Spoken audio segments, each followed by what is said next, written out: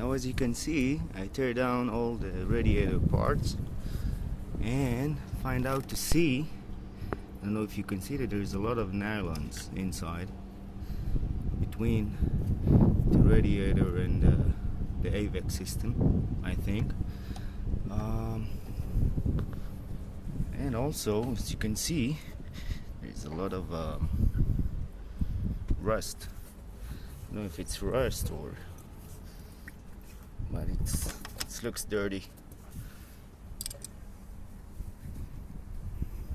As you can see, I tear down the radiator. There's a lot of leaves. Wow. And I must say the radiator looks brand new. Almost. Look used but new. Look what happened here. That's a total mess, guys. Wow. That's what caused my car maybe to almost overheat. Wow. That's the AC, which I think I'm gonna tear it down anyway.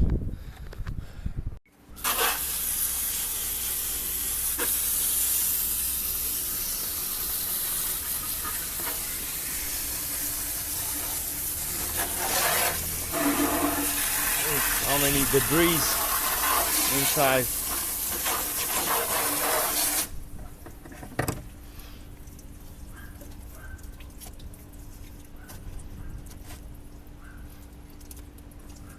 Wow.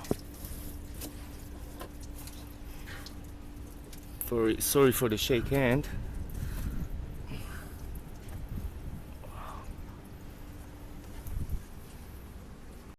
Okay guys, after I cleaned all that, well, it wasn't so bad, but it's all clean right now, and I'm going to put my radiator on. That's my radiator. As you can see, it's not that bad. It says it's a 2010 model year. Let me just check it out.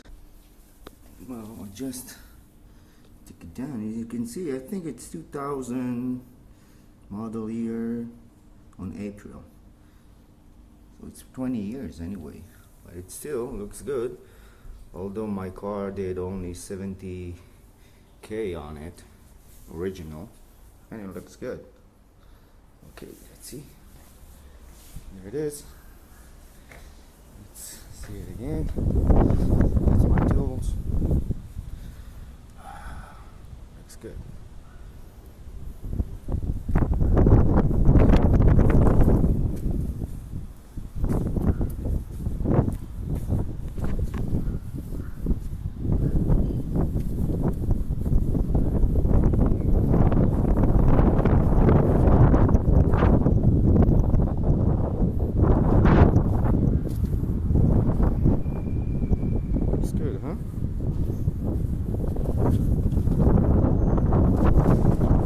Okay, I finished assembling the radiator cap, the radio also, clean it up a little bit to see it's almost brand new.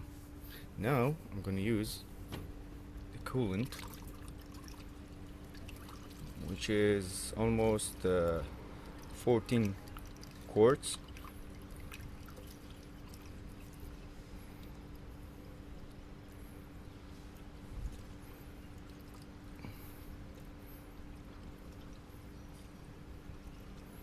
And of course I need to